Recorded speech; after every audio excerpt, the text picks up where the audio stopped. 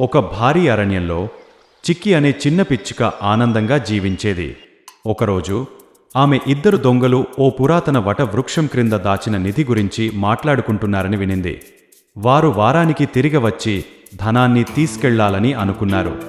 చిక్కి, జిజ్ఞాసతో కూడిన తెలివైన పక్షి, ఒక పథకం వేసింది. ఆమె తన అడవి మిత్రులకు కోతి, కుందేలు, తాబేలు ధన గురించిన విషయం చెప్పింది. వాళ్లంతా కలిసి పని చేయాలని నిర్ణయించుకున్నారు. కోతి చెట్టుమీద నుండి కనిపిస్తూ ఉండగా కుందేలు, తాబేలు జాగ్రత్తగా తవ్వడం మొదలుపెట్టారు. గంటలపాటు కష్టపడి వాళ్లు బంగారు నాణేలు, వజ్రాలు నిండిన ఒక చెక్క పెట్టె కనుగొన్నారు.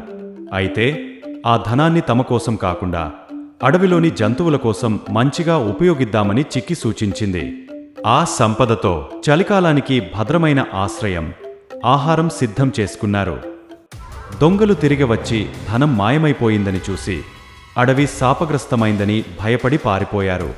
అంతలో అడవి జంతువులందరూ సంతోషంగా జీవించసాగారు. చిక్కి తెలివితేటలతో, దయతో నాయకురాలిగా మారింది.